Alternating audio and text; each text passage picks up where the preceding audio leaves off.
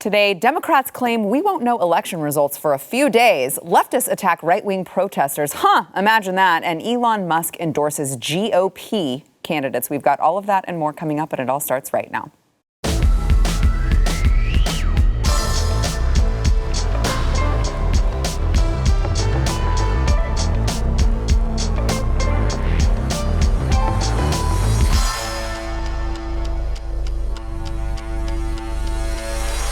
Welcome to the news and why it matters. I'm Sarah Gonzalez. I'm just trying to host a show while Alex Stein here he's just talking. You're trying to compete in a bodybuilding contest is what Sarah's trying to do. She's competing, so everybody throw your support. It's an online contest.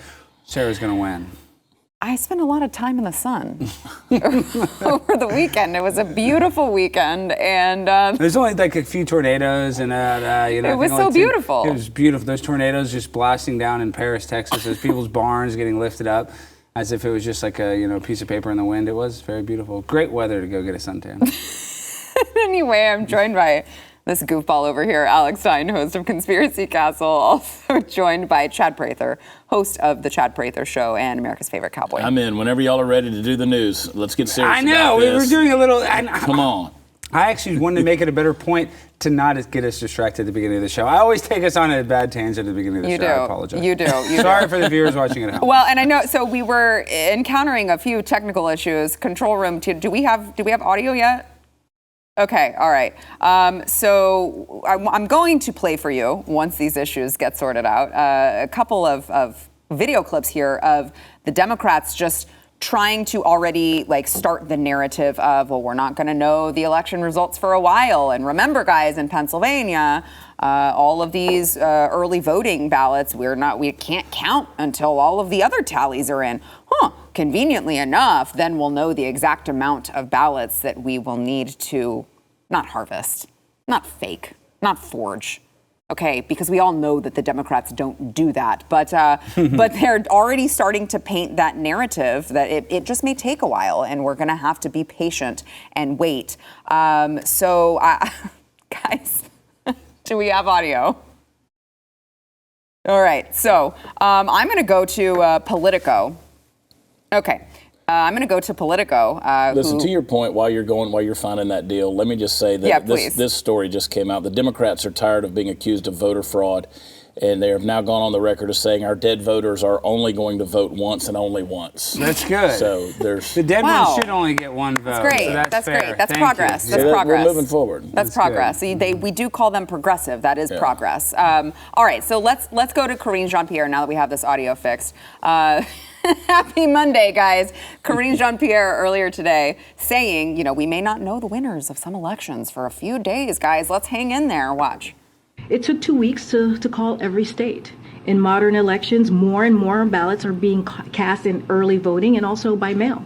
And many states don't start counting those ballots until after the polls close on November 8th.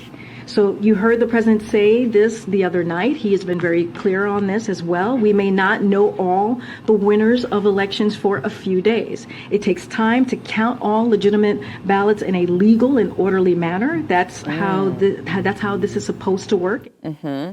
That is how it's supposed to work. Not quite how it worked last election when there were, people leaving in the middle of the night. Pipes bursting, lots of crazy things going on. Didn't seem like this was an orderly process, but now all of a sudden we need to make sure that we are patient. Because and they use computers, right? They use machines for this, which was unfortunate that they do. But they know who wins the Powerball lottery that night. I mean, they pretty much have got that locked down. Well, I remember the good old days when they just kept working into the night until the results were the results, right? And they reported them. 2, 3. Right. Now all of a sudden, it's a process, and you just got to be patient. John Fetterman's campaign also released a memo warning of a long week. This memo said, buckle up for a long week. This race is close, and we should all be prepared for a process that takes several days before all eligible votes are properly counted and the results are clear. So there is a UK-based betting company. It's called Betfair. they declared Oz the favorite for this particular Senate seat with odds of 62% chance of winning, nearly 62%. And since the October 25th debate, which we covered on this program, where Fetterman was like, hello, good night, Pennsylvania, and all of those other really, really bad gaffes, Oz has beaten Fetterman in 5 of the past 6 public polls. Now, I would say, like, okay, great. I hope Oz pulls it out there. But is it a little bit depressing that it's even close in Pennsylvania when you see John Fetterman barely able to form coherent sentences? John Fetterman is what happens when they leave the monkey cage unlocked, right? And suddenly they put him up there, the DNC's put him up there as a potential, senator of the United States.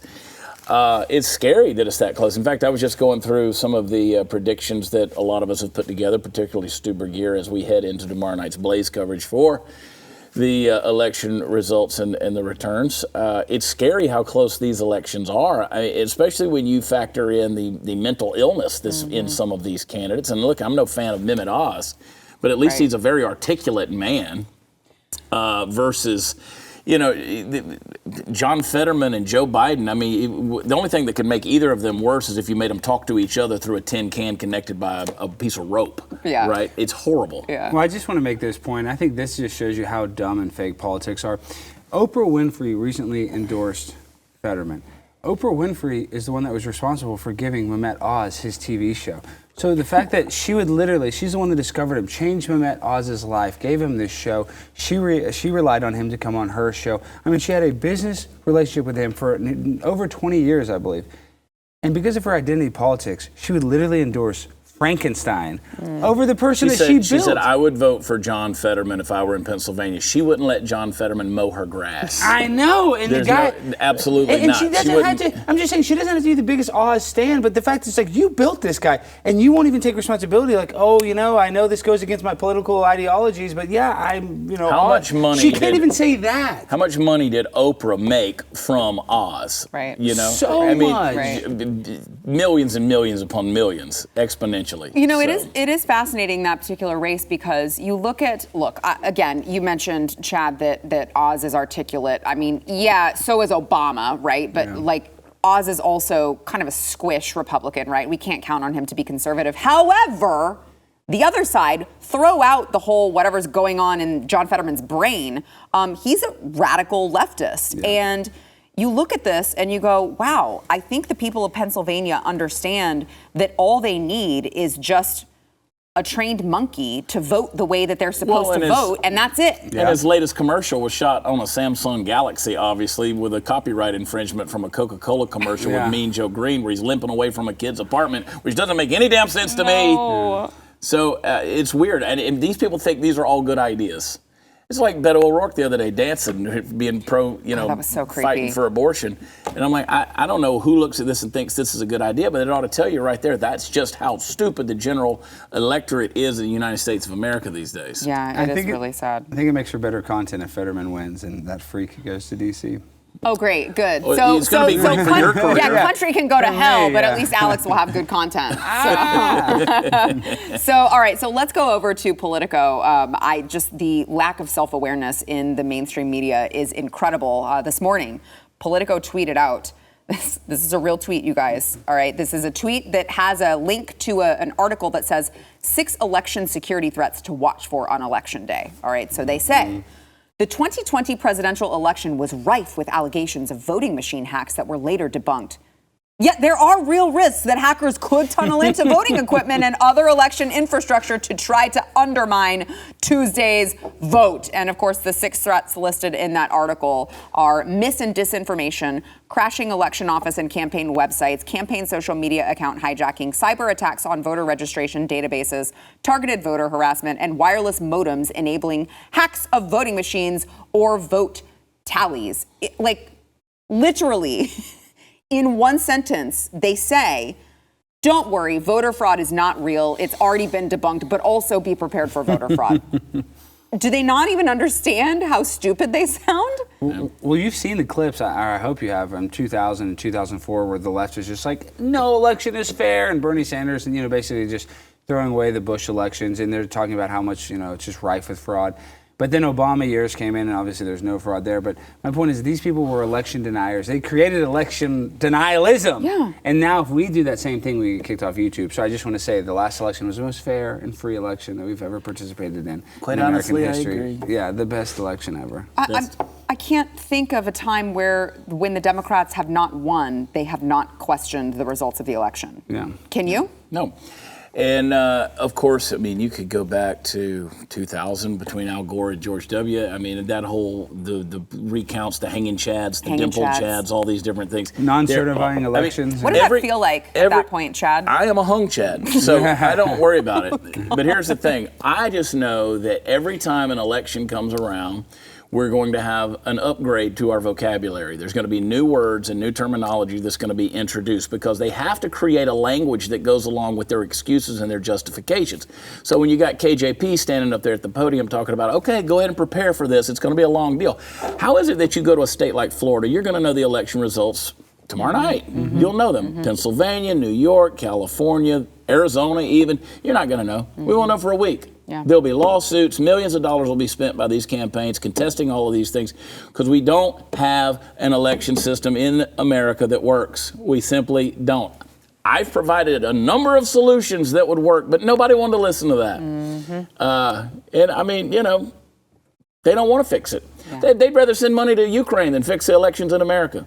So I want to play for you, again, kind of going back to what Karine Jean-Pierre is setting the stage for. There are other Democrats, particularly in the mainstream media, who are trying to, I think, manage expectations for the Democrats. CNN yesterday, Democratic strategist Hillary Rosen predicted just horrible, disastrous midterm results for Democrats. And then she said, you know, they only have themselves to blame after failing to listen to voters. Watch. Hillary, you have a different take maybe than Bakari on Democrats. Yeah, I mean, I think Mark is right. Speaking as a Democrat. I'm a loyal Democrat, but I am not happy. I just think that we did not listen to voters in this election, and I think we're going to have a bad night. And, you know, this conversation's not going to have much impact on Tuesday, but I hope it has an impact going forward. Because when voters tell you over and over and over again that they care mostly about the economy, listen to them. Stop talking about democracy being at stake. Mm-hmm. Democracy is at stake because people are fighting so much about what elections mean.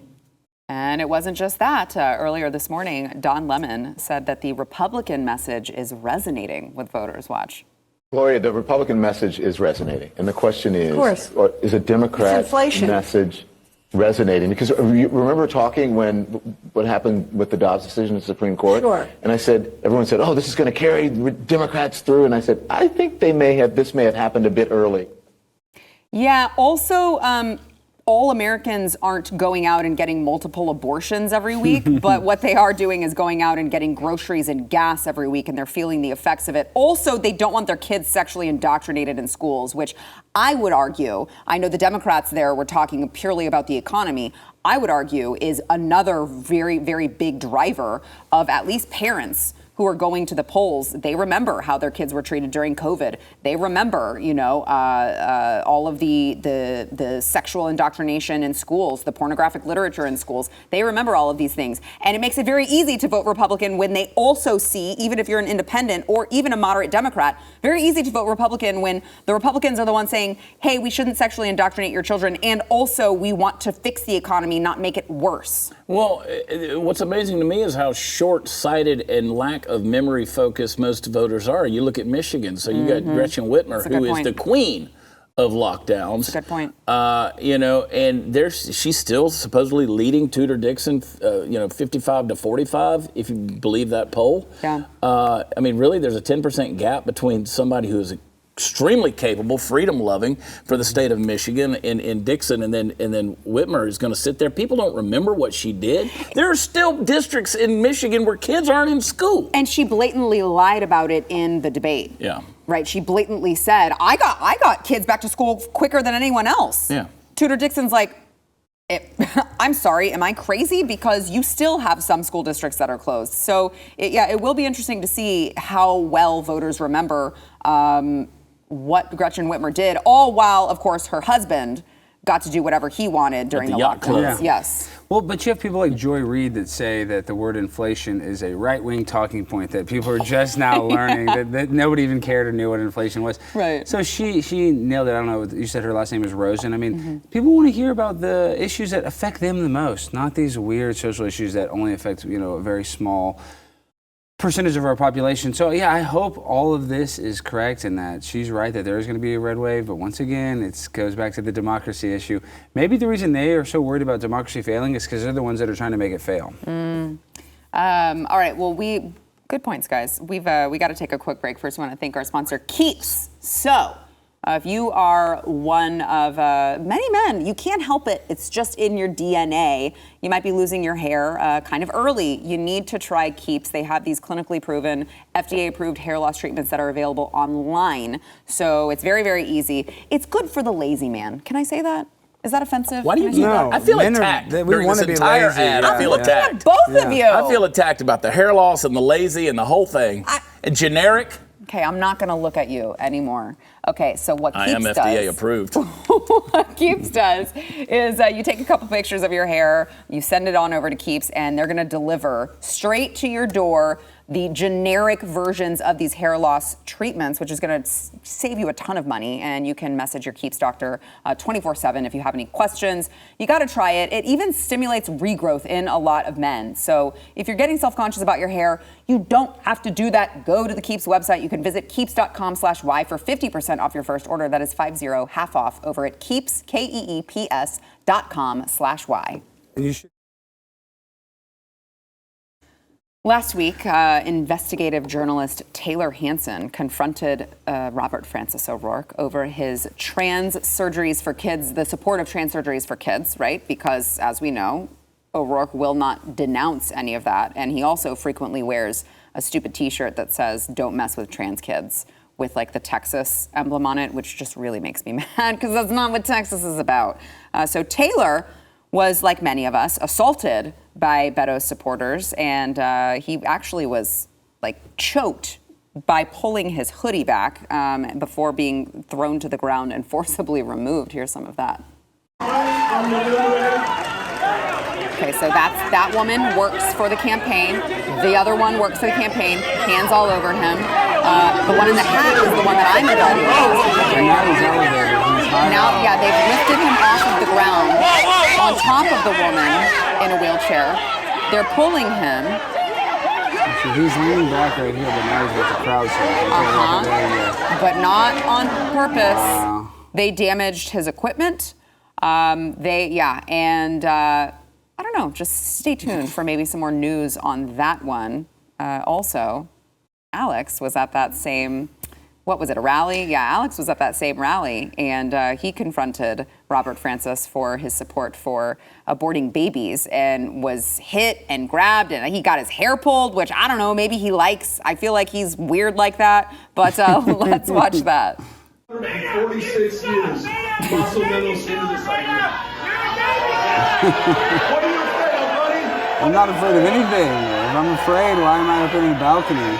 And I'm telling you, this is the problem when they had to drag me out, because I'm on that balcony, they have to take me through the crowd, so every Beta minion got to touch me and kick me, and some people were grabbing my derriere, some people, I didn't mind that. Oh yeah, they were touching my butt, and this is Sue Ellen's, this is a gay bar, so I was just there having dinner with my boyfriend, and then there was a Beta work thing going on. No, but seriously. Grabbing you like that. No, but watch this. This is the worst part is when this person grabs my hair. And that's the weird thing is like, why kick a man when he's down? Like, I'm getting escorted out of the place. Why do you don't have to like get involved. You're not the security guard. But, there it is.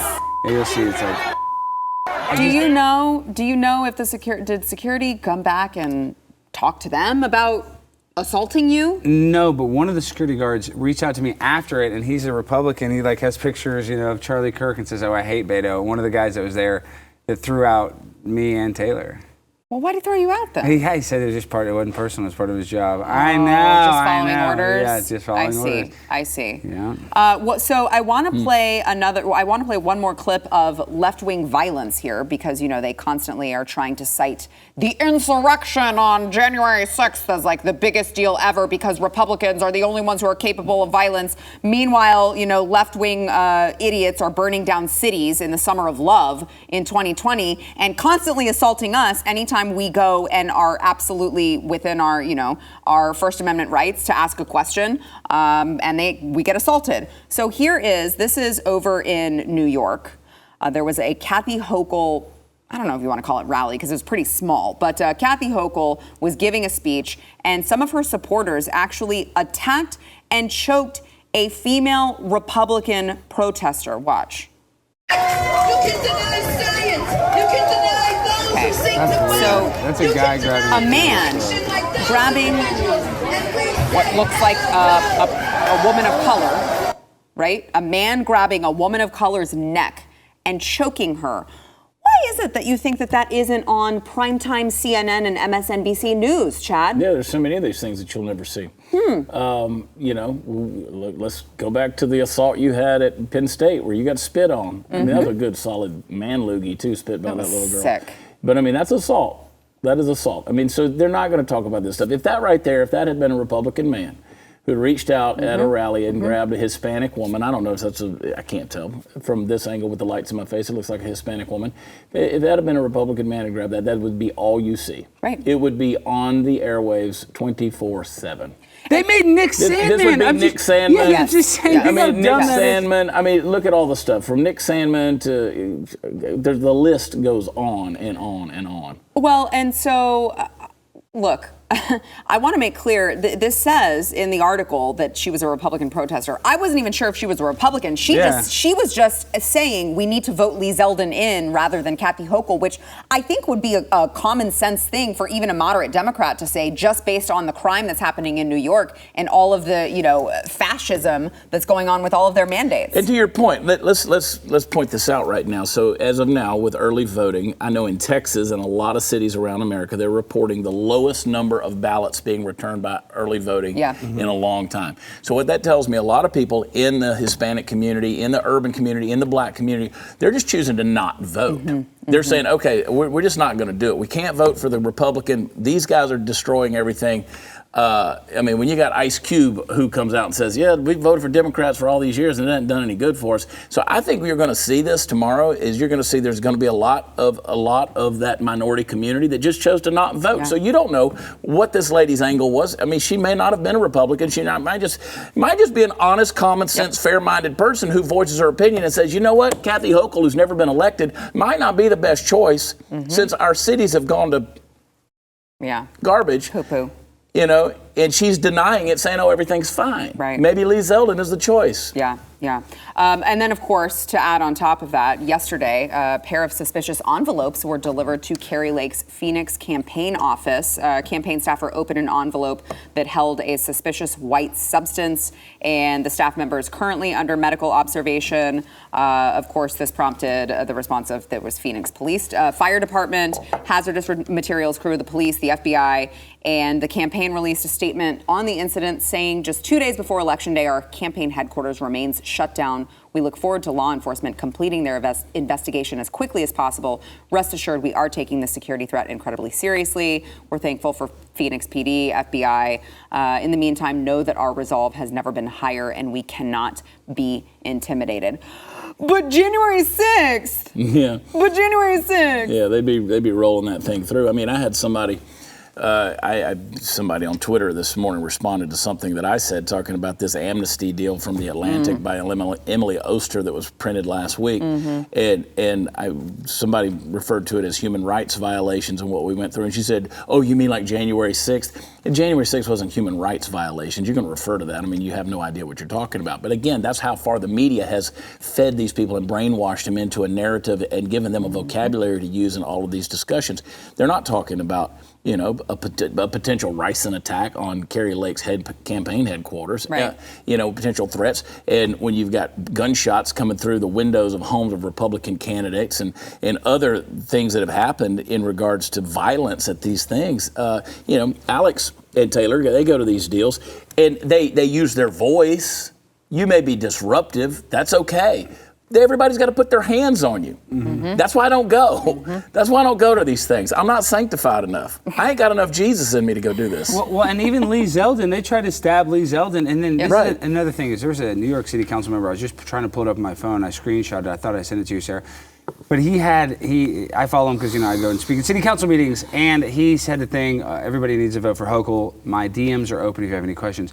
So I sent him about a guy that had 25 prior arrests that just raped a 43-year-old jogger, at Central Park. And I said, are you ashamed of the direction that the city of New York City, are you ashamed of the direction New York City is going? And he messaged me back, I swear, it was so ridiculous, a meme talking about how in the South there was more violence than in New York. Basically and it was a meme talking about how when Trump was in office in 2020, somehow it was tied to Trump. And I'm like, these people are so delusional. People are getting poop rubbed on them, getting out of jail the same day. People are getting thrown on the subway tracks at a number that they've never even categorized or even, whatever, had statistics of this. I think it's nearly 20 people have been pushed on the subway tracks this year, a record number. I mean, they don't want to talk about the serious issues, and they're going to just, lie to us when this city is burning down and all we need is a little water to put it out, but they refuse to do it.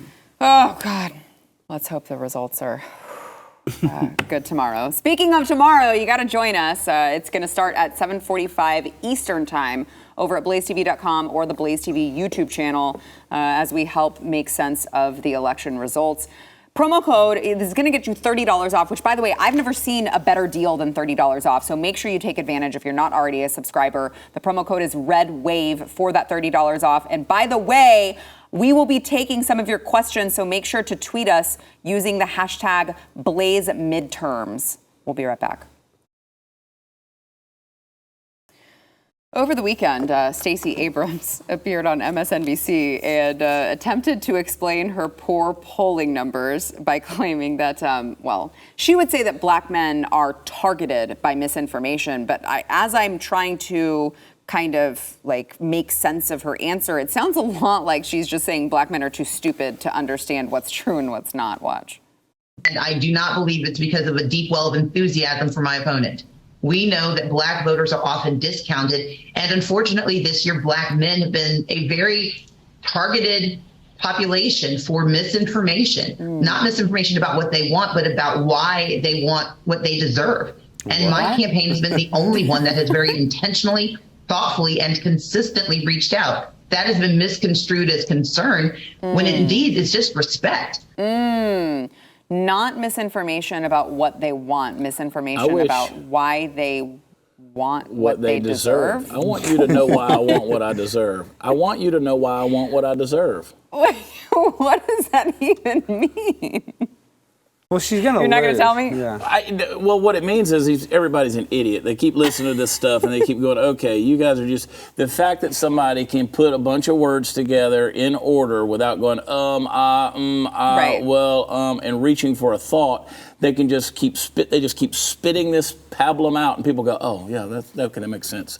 And you got these bobblehead reporters who are just sitting there nodding. At some point, you go, will you dissect that, please?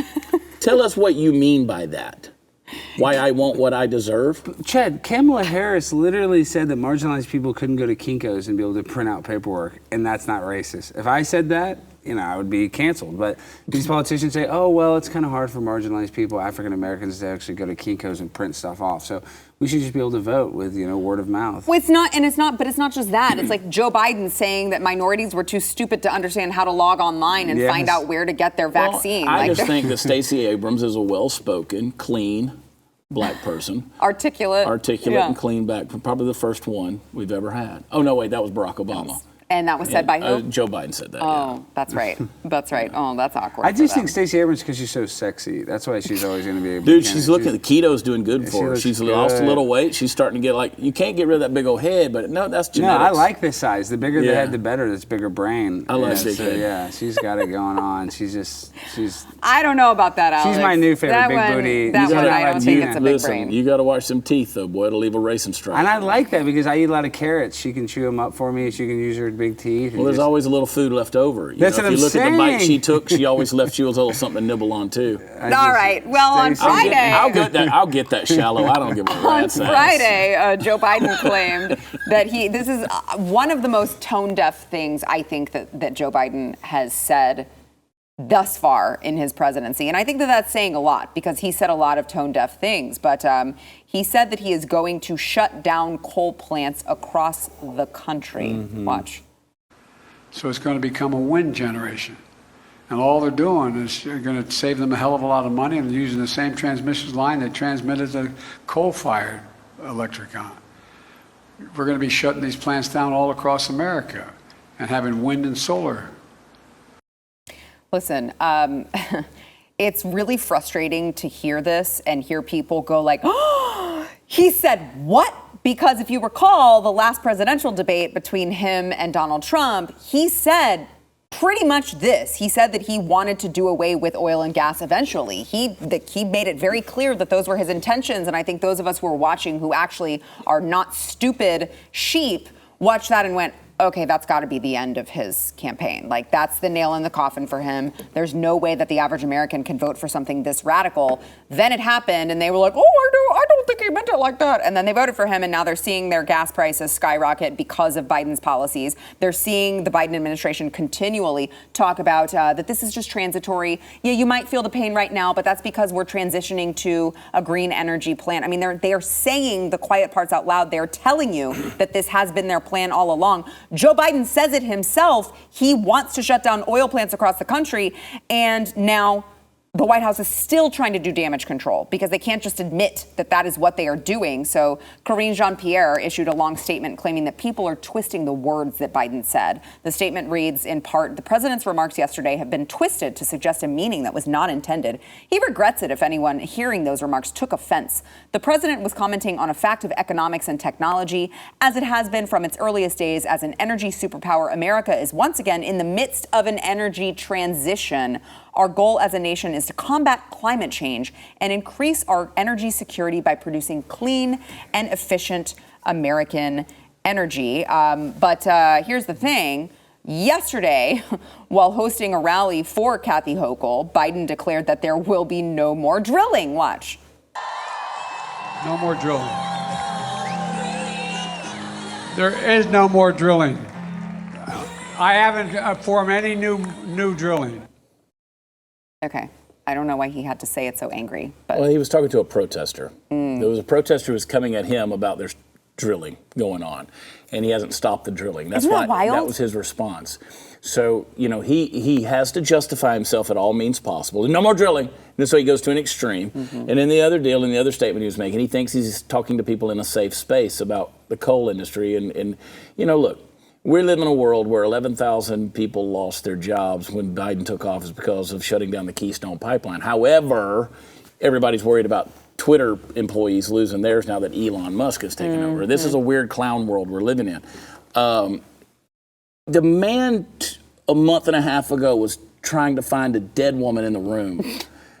Why they come out with these press statements now and try to justify what he said and say, well, that's not what he meant.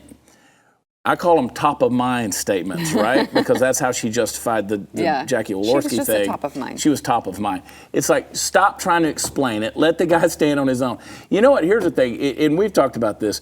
If suddenly he had to testify over something, they called him, subpoenaed him and something, they immediately would say, well, he's not in his right mind. Right. He's not capable of standing, you know, testifying. Right. So which is it going to be? Yeah. You know, it's the truth. They would never let him testify on anything.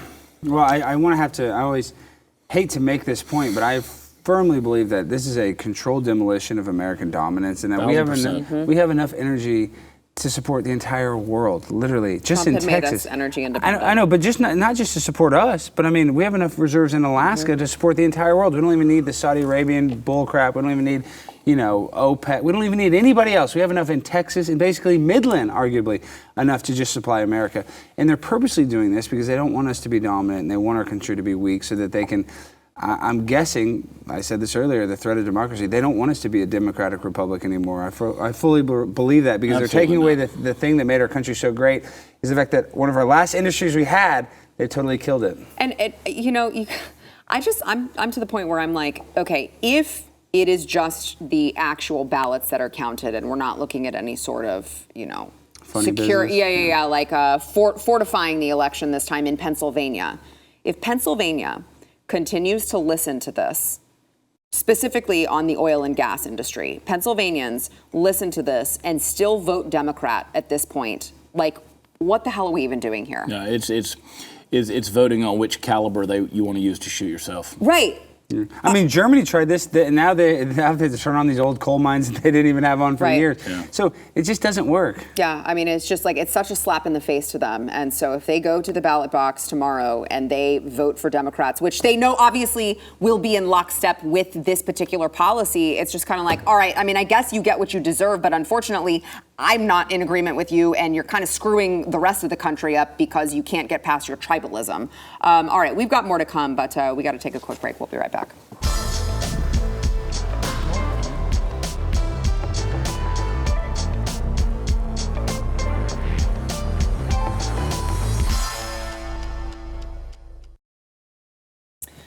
Over the weekend, Elon Musk announced that any account engaging in impersonation without clearly specifying that they are a parody will be permanently suspended. Now, I want to make this clear. I don't believe that it was like saying if you post a video that is parody, you will be suspended. It's like if you are pretending, if you have your profile picture as someone else, right? And you are pretending to be them without actually saying, I am not actually this person, I'm just pretending to be this person and this person's account. That is when you will be permanently suspended. He said that this was part of his goal to make Twitter, quote, the most accurate source of information about the world. And about the same time he tweeted that, Kathy Griffin's account was permanently suspended for impersonating Elon Musk. He responded on Twitter to the news of her permanent suspension, tweeting, actually, she was suspended for impersonating a comedian, but if she really wants her account back, she can have it. Apparently, she used her dead mom's account to log back in, which is really weird. She used an alternate account. And not to mention that, she went one step further. It's one thing she impersonated Elon Musk. She did it with a blue check by her name, right? Which is a verified account. Right. You don't change your name on a verified account. Well, that was the gimmick. That was their bit that they're doing because I believe Ethan Klein did it. They said, and they haven't even been able to sell the Twitter blue checkmark, which I'm going to be one of the first customers when that is fully available. But the whole gimmick was the people that had the blue checkmark were mad, so they said, hey, let's, instead of changing our username, let's change our name to whatever you want. So Elon Musk with the blue checkmark to try to show them that it's bad if you give everybody a blue checkmark because you can impersonate people more. So these people that are in power, like Kathy Griffin, are so threatened that if little peons like Alex Stein gets a blue check mark, our republic and democracy is totally going to collapse. So I don't like that she got kicked off. It doesn't sound like her suspension is permanent because I'm a free speech absolutist, whatever the proper word is. I'm not an English major, but her impersonating somebody, I mean, you can't do that. No, I'm good with it. If the rules are if they are enforcing them unilaterally and evenly. No, here's the thing. If it's a rule that you can't impersonate someone, then you can't impersonate someone and you get a consequence, right? Yeah. But see, the blue check mark makes it where it looks like you are impersonating that people. Well, that's what I'm saying. Nope. Here's the deal. Give them a taste of their own medicine. We have been deplatformed and canceled and our voices taken away arbitrarily. It has never been universal across the board. So you know what? Let them feel a little taste of the same music. That's what I'm saying. Like, Let them have I don't feel bad. I don't feel bad for in the Quran, they call that an eye for an eye. And as a person that... They say that in the Bible, too. Yeah, well... I mean, as a member of ISIS, I guess that is the right way to do it. Yeah, as a future member. So speaking of Elon, he issued a blanket endorsement of GOP candidates earlier on Twitter. He tweeted out, To independent-minded voters, shared power curbs the worst excesses of both parties. Therefore, I recommend voting for a Republican Congress, given that the presidency is Democratic. And he already announced earlier this year that he cast a vote for Mayra Flores, who, of course, is running here in Texas. And previously, when he was asked who he would support in the 2024 election, he responded, DeSantis. It's not just him. It's been interesting, and I think he also endorsed the Republican for LA mayor. But you saw Chris Pratt, who I just love. But you saw him, he never gets political, right? Everyone knows he's Christian, so like you assume that he's, he's conservative, but he tries to stay out of that, arena. He went to Twitter, he went to Instagram and started posting about, how he really thought that Rick Caruso, I believe is his name, really should win the mayor of LA because it's just gotten so bad with crime and all of these things. And so there are these people who are wading into politics now because they're like, guys, we have to save our cities, and we can't do that with these same Democrats who have destroyed them. We have to elect someone new. I'm hoping there's no blowback for him, but there will be, and there always will be anytime he opens his mouth, no matter what. But imagine living in a city where you've got like a $10 million house, right? And you're watching the city crumble around it. Right. It's like, of course, at some point in time, you're going to say, this is my home. Right. But I feel like, how many regular people are there left in a place like LA? Everything is so expensive. How can anyone else afford to live there other than the elites? So when are they going to look at this and say, you know what? If for nothing else other than my own self-absorption and narcissism, that I want to keep my own properties, like a good investment, we need change. Even Ozzy Osbourne left. Yeah. Well, and I believe even Rick Caruso has the support of Kim Kardashian, my queen, her big booty, a Persian, or what is she? Persian. No, it's Armenian. Armenian, big booty, Armenian. But I think even Rick Caruso. No, Armenian. I think Rick Caruso at one point was a liberal. So I really respect Chris Pratt for doing this, but I mean, by getting a more conservative candidate for the mayor of LA where your city's burning, I'd like to see him say MAGA 2024 or something. That's what I'd like to see him do. For this, I don't think he'd get canceled. I think there's actually a lot of powerful people in LA seeing how bad things are. I think there's some record executive that got stabbed in their house, or I guess their grandparents or somebody went in their house and actually murdered them. So I don't know. I think people want change, and that's the same in New York. It was one of the, I was reading one of the Netflix co-CEOs or whatever is also endorsing Rick Caruso. Yeah. So it's like, maybe these people who live in the SJW The Nike world. guy threw all the money towards a Republican in Oregon. Yeah. They're finally saying, there's only so much that the elitists can take, that once it starts touching them and touching their investments and touching their homes and their communities, they're like, oh, never mind, we don't like this. We thought that this was only happening to the poors. Yeah. It's actually happening to us too, and we don't like it. I just want to meet a nice Persian girl. They're out there. They're out there. Yeah. I've known one. All right, we got to take Sarah. I'm not Persian. So Tanner, you could have fooled me. It'll look fine tomorrow. Over the weekend, NBC deleted and retracted this report on Paul Pelosi that said that Pelosi did not immediately declare an emergency or try to leave his home once the police showed up. Very weird things going on. Actually turned around and walked closer to the assailant at his home. Here's that report. Sources familiar with what unfolded in the Pelosi residence now revealing when officers responded to the high-priority call, they were seemingly unaware they'd been called to the home of the Speaker of the House. After a knock and announce, the front door was opened by Mr. Pelosi. The 82-year-old did not immediately declare an emergency or try to leave his home, but instead began walking several feet back into the foyer toward the assailant and away from police. It's unclear if the 82-year-old was already injured or what his mental state was, say sources. According to court documents, when the officer asked what was going on, defendant smiled and said everything's good. Oh, I bet everything was good. Was it good for you too? I know what you're talking about, David. Hey, let me put up my cigarette and I'll be right with you. Yeah.